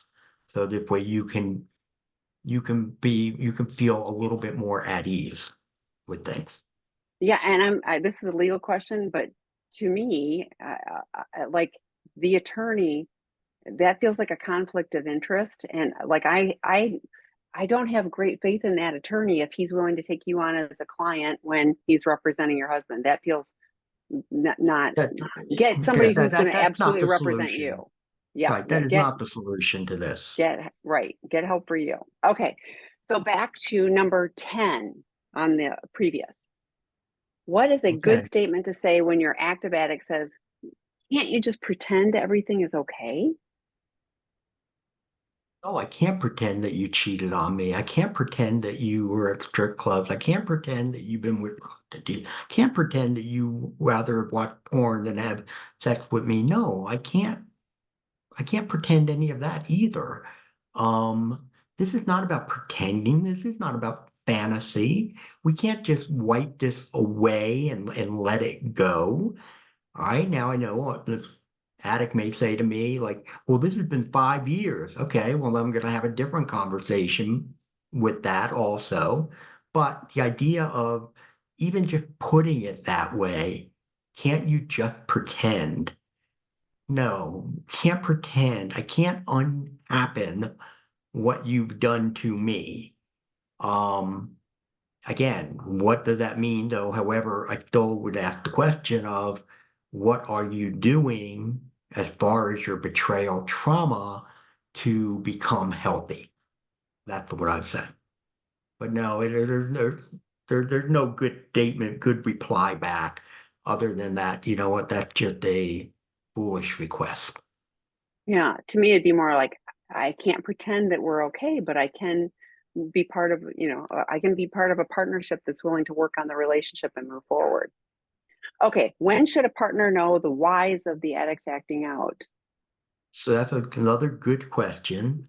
Once the betrayer has started the process, okay, doing something like inner child work or IFS work to be able to come through with all of this, usually within 2 to 3 months, we have a pretty good understanding of what has happened.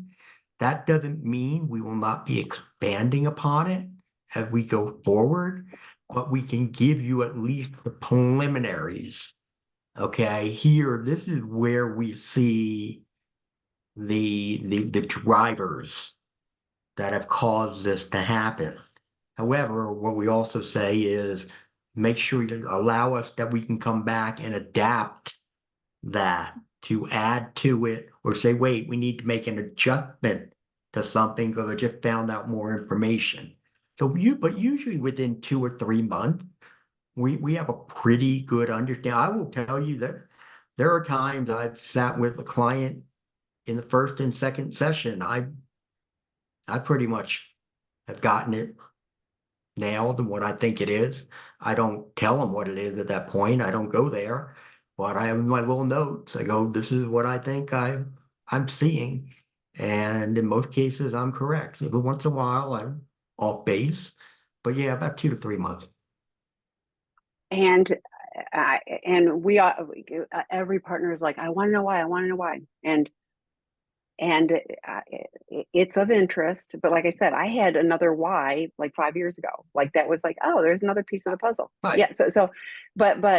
But they mistakenly think if I know the why, then we're going to be able to, fix and correct all of this, And I always say the how do we move forward? What do I need to do, to be on a different path is really, those are the important questions in the moment. And then the why is of interest, but lots of people know some why. Oh, I was abusive, and they still act out. So it's really, what is the goal? If the goal is being in recovery, then, a plan for moving forward and learning more about ourselves is a great option. Another reason to understand why, start to take away maybe the self blame that some of these people have. Yeah, and I agree. But like I said, like if I had to know the whys early in the process, I would have never gotten in recovery. So like I think it's this layered and exploration and learning more. I am completely open to. I'm sure I will learn more and go, oh, there's another piece of the why. Even at this age, I don't care. I actually welcome that. So okay. Mhm. Well, and here's another little thing is the partners, like if I say a why, they may go, that makes no sense, because they could have the exact same thing happen and they wouldn't choose to Right. do And it. they So, didn't. so yeah. So even You have it understand right. So having that explanation doesn't really necessarily always help. So, okay. I'm going to skip the next one. that's just a So comment. 13, yeah, is a full disclosure a must in all cases? What if both spouses have cheated in one form or another?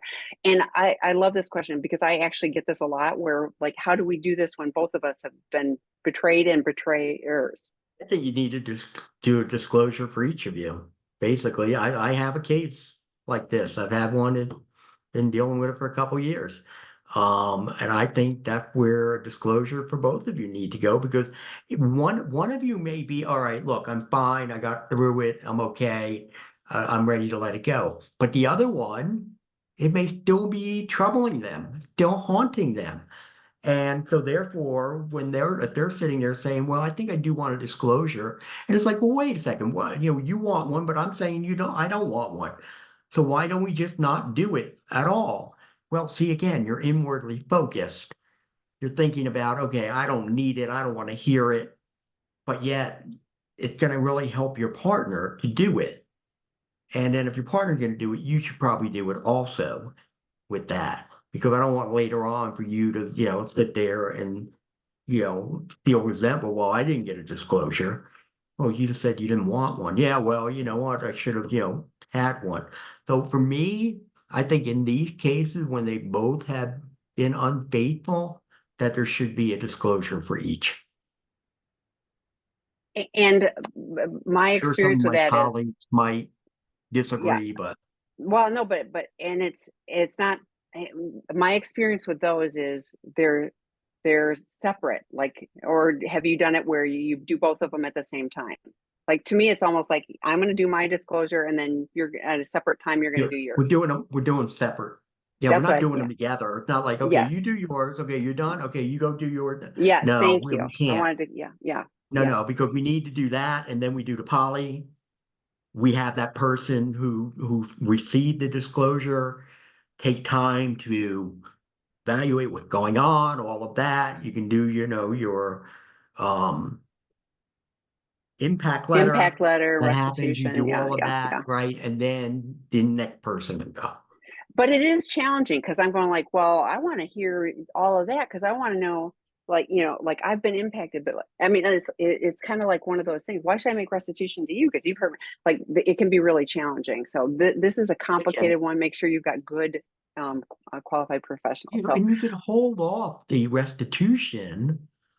Okay, you do the impact, right? And then do the other disclosure, do the impact, and then the two of you could put your final letter together where, okay, what am I going to be doing from an amend standpoint?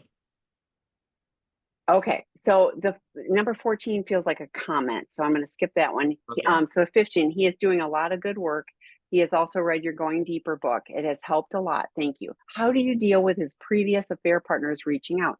He does not respond to her. She is blocked on his email, but it comes through to his junk mail. It's been almost 4 years and she still continues with this dysfunctional behavior. Um, he how so how did he deal with with them reaching out? He doesn't, and he shouldn't. He's dealing with it appropriately. I'm sorry that it goes into the junk mail and that you have to see that, and therefore that is triggering for you, but he is doing everything he can. Now, one thing you could do, change his email, change the email address, and that will cut that down. I know in some cases that's a hassle, but I just had a client who did it. Okay, he's a physician. It was a hassle to change all of it, but he did change it, and he's like going through it and getting it in place. So that may be one way to do that, so that you're not triggered when you see it in the junk mail. But right now, it seems like he is doing everything he needs to do to deal with that situation. So I'm healing with my essay. Thank you for your inner child group, Dr. Eddie. It's making a difference. But I'm so angry at his parents. They are in so much denial for their contribution and family of origin issues and have not even uttered the word sex addict. I know my husband can and will put up boundaries, but he never did before, and mesh for sure. But is it inappropriate for me to request that they read a book, Sex Addiction 101, and attend S&On if they continue to be in a relationship with me? The denial and avoidance is so frustrating, and I don't want to go back to those dynamics. Denial and avoidance. So I assume they're the ones who are denying they're in avoidance, right? Mhm. And you're going to go to them and say, hey, I want you to read a book about Sex Addiction 101 and to go to S&On. I don't, I think you're going to hit a brick wall there with that. I think, again, the solution here, and I understand your frustration. Okay, I understand you're upset there. But again, the solution is the one you guys have put in place. With your husband, you say, all right, here are the boundaries. He said he can do it. All right, he wasn't able to do it before, but he feels like he can do it now. But to go to them and say, read this book, read or go to this meeting, you know, I think you just open yourself up for them to more denial and just wind up you're going to get hurt more. So I would just go with I'd do that. I'd go with the boundaries for now. And then if they come back and say, hey, what do we need to get this relationship back and running? Then maybe look at some of these other things. Tell them, we want you to become more educated about enmeshment. Want you to become more educated about, the consequences that play out because of it. This didn't happen in a vacuum, and you're asking broken people who are part of the dynamic to have to look at themselves and take responsibility. Your husband had to do a lot of work in order to start being able to take responsibility and put up healthy boundaries. So I completely understand, and I honestly hear this kind of regularly. Is they need to know and they need to take responsibility. And guess what? They tend to ostracize you. They'll even blame shift and say you're the problem because my son was completely fine until he got in a relationship with you. And what did you like it doesn't go well. you know who I have control over? Me, my actions and my reactions. I've got no control over, people. And there's family members who are in my unsafe category. And so, I will have to interact with them at, certain times, and I make sure I take care of myself. But, my interaction with them is minimal because they are not safe people for me. So for you, interact or don't interact, but that is really what is going to be good for you.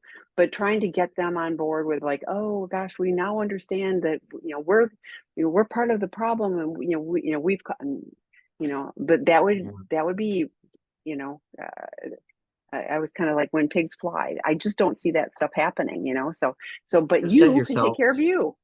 you set yourself up for more disappointment. Right. To Tammy's point, focus on you, your husband, your family, protect yourselves with the boundaries and see how that all works out. Okay, so I'm going to ask the next one, and then we're going to switch to the current ones. So my husband's in Dr. Eddie's inner child course and his 12 step. He isn't being honest with me or his 12 step, and he is always lying. He has a CSET, but he kept having a problem why he would miss the last 2 appointments. I feel he is dragging his feet, missing his meetings 2 days in a row. He's not in recovery. Simple as that. Unfortunately, he's wasting a lot of money. Okay, he's wasting a lot of money, but obviously he's just not ready to. I don't know whether he's not hit rock bottom. Again, there's not enough information here for me to do this, but I guess here I'm saying, where are your boundaries? Okay, Exactly. where Yeah. where where are your boundaries right now? That's where you have to go to say, okay, this is playing out. This isn't working. What are you going to do now to be able to counter the fact that he's not being honest, that he's lying, that he's missing meetings, dragging his feet? This now falls on you to be able to come up with your therapist. Okay, here are the boundaries. This is what's going to happen now because you're not doing this work. Yeah. Yeah. This is, you have no control over him, but this would be what he needed to take care of you, because he is clearly not pursuing any form of recovery. And this was written a bit ago, so I'm hoping that he's seen the light and he's actually doing the work by now. But if he isn't, now you have even more months of him not doing anything, dragging his feet. So, Right. there's no straddling the fence. I always say, if you've got one foot stuck in addiction and like, you really aren't, you don't have a foot in recovery. You are still stuck in the addiction. Whether you're acting out or not is, like, abstinence is just not doing the problematic behaviors. Okay, so a current question. My SA has been purchasing women for 17 plus years. We are both beginning therapies, but I'm also obsessively thinking about the welfare of the women he bought. It seems like the industry is full of women who are traffic coerced or feel trapped on the job. Are there resources for trying to reconcile harm done to them, or resources for me to deal with this?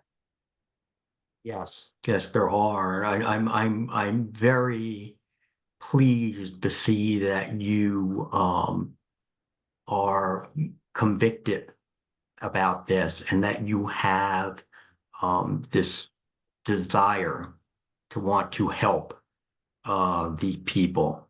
Um, there is the National Coalition for the something of sexually exploitation. You know what I'm talking about, Tammy? I'm going to look it up. All right. Um, they have amazing programs. And there you can actually get involved if you want to. The Fight the New Drug is another one, takes a lot of advocacy issues with those who are in this field, who have been, as you said, trafficked, coerced, trapped. And I believe that's the large majority of them. I really do. So that is another group that you can look at, Fight the New Drug. Yeah, I would see what you can do to get involved. I think that would help you a great deal. The fact that you're taking those steps that you need to be able to do that. Now, he can't get involved with that, but man, you know what? Maybe he can write checks, right? Do something to help out. So, but I commend you for for wanting to do this. There's more that really needs to be done. And I'm going to invite you, like, find your path, and if that ends up being a passion. But my concern is I'm obsessively thinking about the welfare of the women he bought, and I want you to get support for you, because he's been doing this acting out for 17 plus years. And what are you doing to take care of you? This may be a component of it, but it would be really easy to go, I'm going to ignore my feelings, and I'm going to go do this action thing. And I'm going to invite you to process through, there's grief that this husband that you had, for all these years was doing these behaviors that are against, who you are, individually and as a couple. But I would really want to make sure you're getting care for you, and support.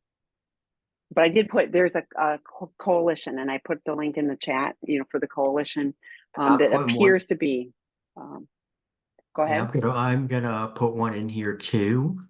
Okay. Okay, there's the National Center on Sexual Exploitation. Okay. Yeah, I found. That's Oh yeah, there. I see it now. Yeah. Yeah, Okay. Dawn Hawkins is the CEO of that. She's a wonderful woman. Does great work. So that's where you want to start taking a look there. Okay. I'm a little over 2 years in recovery, but have never completed a 12-step program. I did some work in Spiritual Journey 12-step book on my own, but got bogged down when I got to step 4. How important is it to attend a local SA group and commit to completing the steps? Those are 2 different questions. So Yes, I'm right. and I'm a massive 12-stepper. So, like, I've got feelings on this. You jump in and do this. You take this one. I answered this So, question last month. So here's my deal. The people that don't get recovery that lasts are the people that, that skip over step 4. Steps 4 through 9 are housekeeping. I mentioned it earlier. Those are where we do the work. We get rid of the shame. We understand you're going to find out more about your inner children, while you're doing all of this work, but it gives us, it reduces our shame. We can move forward. So my experience, and it's decades, is that people who skip step 4, that kind of hang out in meetings, which I love meetings, but if you're just hanging out in meetings, it's like I said earlier, you're warming a seat. You're not really doing recovery work.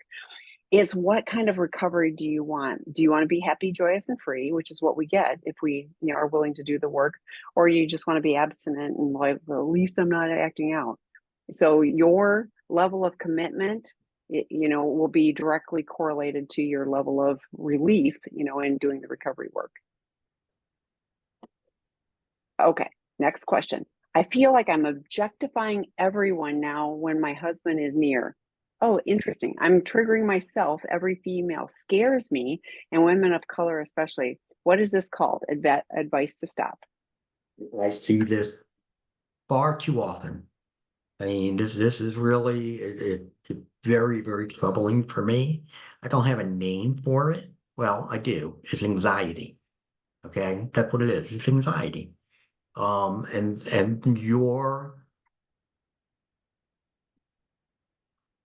this situation happens, okay, because again, your fear is so strong that he doesn't want me. He wants someone or something different than me. And this is where you and he have to work together. And if he is not showing you the attention, the desire to be with you, around you, you're going to deal with this because you're probably dealing with it whether you're with him or you're alone out there on your own. If you're with him, he should be making sure he is tuned in to you 100%. But the thing is this, all right? And again, this is an irrational fear that you have. It's an irrational fear. All these women are not threats. In fact, none of those women that you see out there are a threat because they are not chasing after your husband. And your husband, he had probably maybe chased after or objectified women in the past, but those women that you're out there among, they're not the women that he was doing that with. And that's where you have to be telling yourself, you have to be moving away from this irrational belief that these women are all threats to no, they are not threats. You know who the threat is? Your husband's the threat. He's the threat. Now, I don't know how well he's done. I don't know if he's gotten better. I don't know all of that, but he's the threat. He's the one who's causing you the anguish, not these women who are around you. They're just like you, okay? You're one of them. And so therefore, to understand, put the onus, put the blame, put the where it belongs. He is the threat. Now, hopefully he's not a threat anymore. Now, but let's say he's not a threat. These women still are not threats. If I'm you, I'm talking to my therapist about this. I'm journaling about it. I'm writing it out. I'm saying, okay, this is what I feel. Maybe going back to the heart of the inner child model, what I feel versus what is real. They're usually two very different things. And in this case, they are. So therefore, you're going to sit and you're going to write down, what are the feelings I'm having? Blah, blah, blah, blah, that they're threat, that they're scary, that, I think, my husband's going to be attracted to them. And then we go to reality. Okay, well, is my husband going to be attracted to them? I don't know. He's not even here right now. You have to throw out everything that's an assumption. You have to throw out everything that's fear-based. And the only thing that can be left is something that's factual. That's all that's left. And you're not going to have a whole lot left. But that's what you go with. You go with that. Your little girl is scared. You have to go to her and say, hey, you know what? It's okay. It's okay. These other women are not threats. We'll be okay. And may not work for you all the time, but then again, when it doesn't, go take a deep breath, process, think about it, think about what I said, what I feel versus what is real. You're only focusing on those things that are truly a fact, all right? And then go to your little girl and say, hey, you can calm down because I'm here and I'm going to handle this. I was thinking when you said that about, the other women not being threats, I thought, if I'm her and I'm out there, do I want other women being afraid of me? Because like the tables can be turned. Are you a threat to every other person just because you're out in society? No. So going back to your reality, what is real? We are just people doing the best that we can. And but it's like how I see this. painful that must be for you to not be able to interact with people, That's exactly what it is. You are ruining your own life. So therefore, again, take the time, think about it, and do it now. Do it after we're done here. Go, what I feel, write down what are you feeling when you're out there, but what is real, and see what's left. Okay. My husband's disclosures were staggered over a 3-year period. He claims he has given me all the information of his past. We are doing a couples workbook together currently and don't know whether or not we should still do a therapeutic disclosure. Do you feel it would be beneficial for our recovery? Yes. And the reason being, you got drip, drip, drip, drip, drip.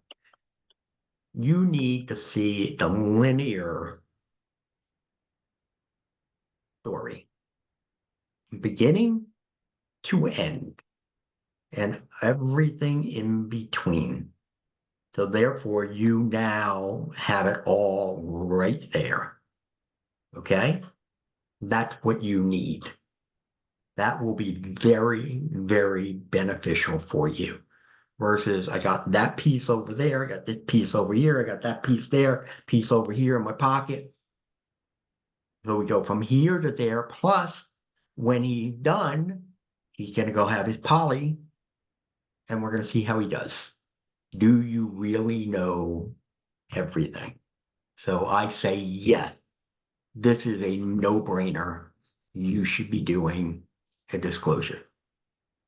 Well, and even when you're saying he claims, like I don't hear, oh, I believe that he has, because you've had stuff over 3 years. Like that those are the worst, those are the worst, and especially unsupported. Like, yeah, again, these are not do-it-yourself things. A couple's workbook. I hate when people are doing these on their own, because they usually, aren't as thorough and as careful and with the good results that people working with a qualified professional Don't bring. don't have anyone there to challenge the way. I had a couple today, right? I don't do couple work, but I had her there because there was this crisis. And you go through, and you know what? You have to challenge everyone. So I had to ask difficult questions of her, even though he was the one who's causing the problem. I needed to do this. This had to come up. So therefore they think about that. You don't have that here. Okay. You don't have it. And then, especially if you're going through it and all of a sudden you get triggered, oh, that's it. We're done. Put it away. And it's like, no, somebody can maybe help you regulate so that we can continue to get through it. So yeah, you're right. I didn't even want to go there with that, but I'm glad you did bring it up, Tammy. I think just doing that, but I would definitely be doing that disclosure in the polygraph. And we have very differing opinions on polygraph. They measure stress, not honesty. The APA does not recommend them. Well, So there's no yes. protocol, there's no efficacy. But we're going to leave it at that, because we're going to go back to the questions. How do I get it? This is number 18. How do I get accountability from him with no gaps? He doesn't understand the emotional damage, especially to his kids. Okay, well, that's the big problem there. If he doesn't understand the damage that he's done, you're gonna have issues here.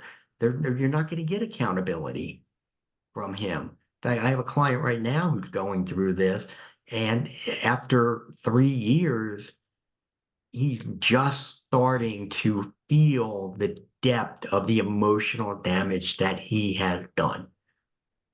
Yeah, it's all caving in around him, which is good, but it's also bad in a way because there were some consequences that have happened that, he's gonna have to live with because of this. But until he understands that, um, you're not going to get that accountability.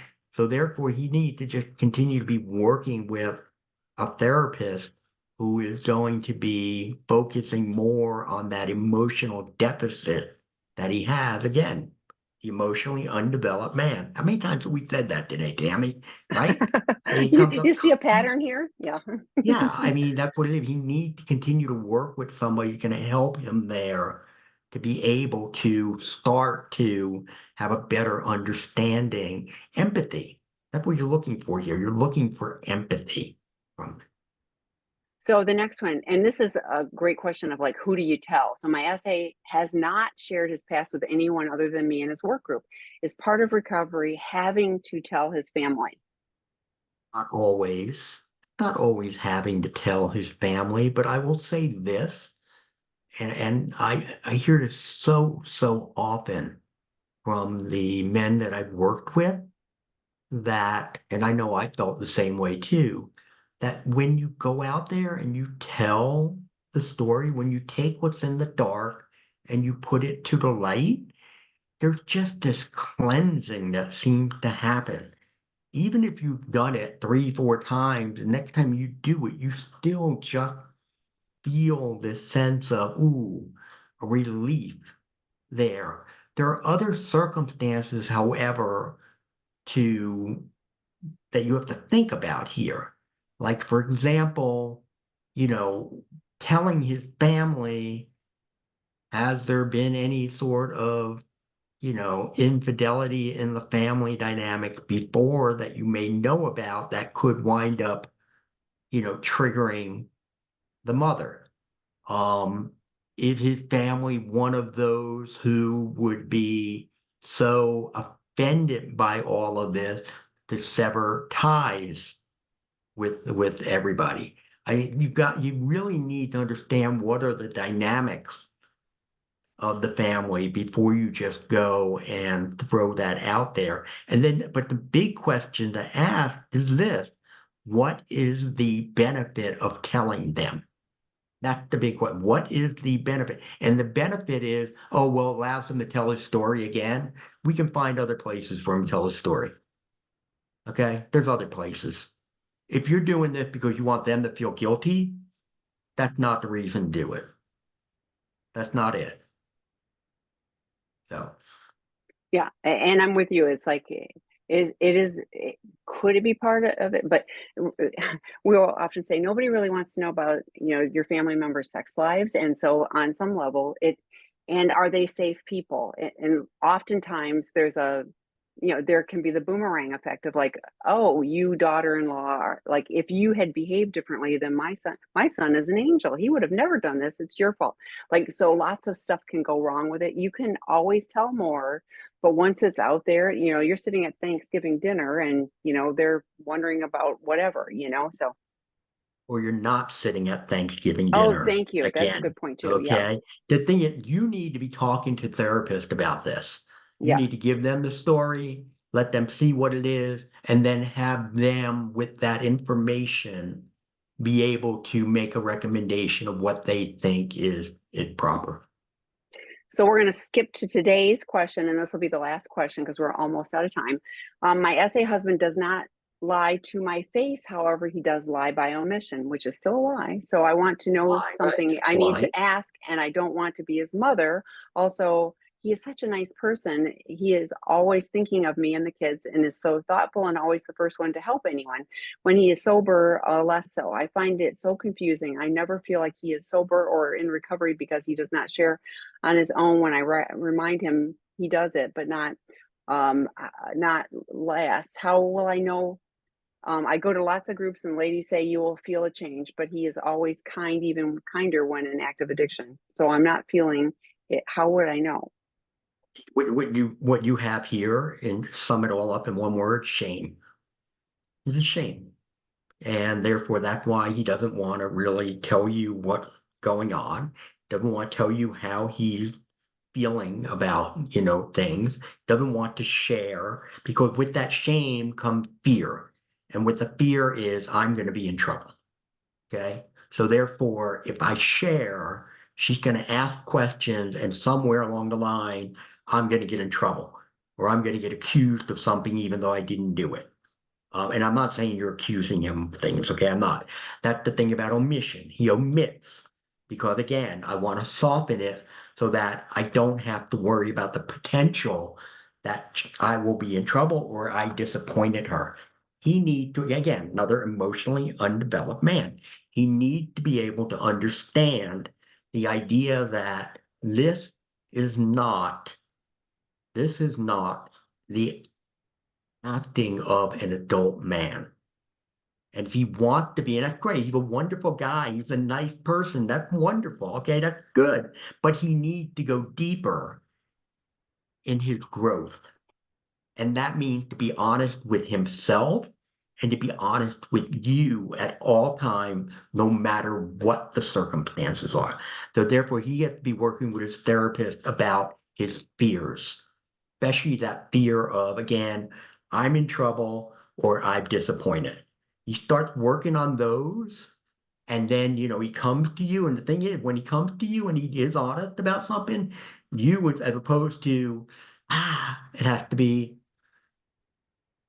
Thank it's you for telling me. disappointing to hear that, but I'm glad that you were honest with me. I'm glad that you told me the truth. However, still not happy with the circumstances. So it's the way that you'll present it back to him that'll help build his confidence. Because see, somewhere along the line, if he was younger, he did not get that kind of good response. He got a really bad response. So. We're out of time. Another meeting's going to start in a minute. Thank you, Dr. Eddie. Thanks everybody for the questions. We'll do this again. Bye.